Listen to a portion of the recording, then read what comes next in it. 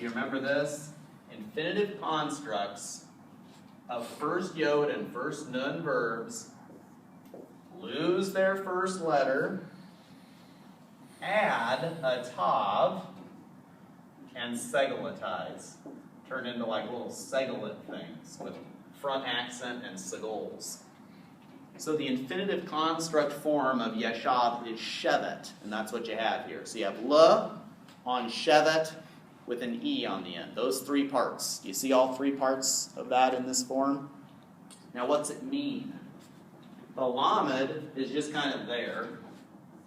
Well, it's not just there. What is the lamed indicating here in this context? 2, 4. 2 or 4. Build, will you build for be a house? To dwell in. What use of lamed is that? Purpose? Purpose. For the purpose of dwelling? For the purpose of whose dwelling? My dwelling. Okay? For the purpose of my dwelling. And here, for purpose of. Will you build for me? What's the use of lamed in li? Will you build li for me? That's just indirect object, right? Build for me a house. But here the lamed is for the purpose of my dwelling. How would you say that in English? In which I will dwell, or something like that. Dwell in. Yeah, you have to get an in there somewhere, don't you? So maybe for me to dwell in or something like that. Okay. Or just for my dwelling.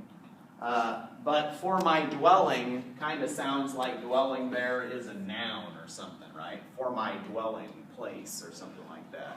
But it's actually for my activity or dwelling. That's a big deal. All right. Other questions on verse 5? All right, just to review then. Yes, Adam. So, Lee and then for my dwelling seems repetitive.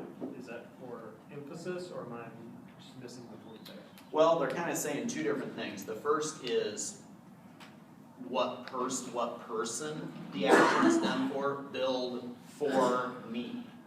For me as a person. The other is for what purpose?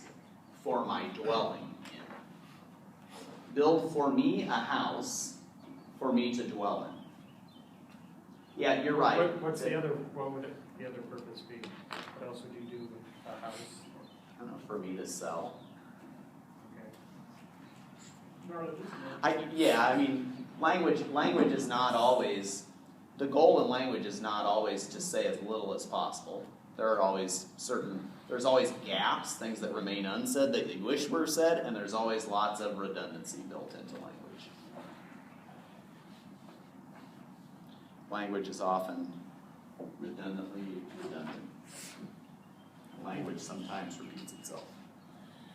All right.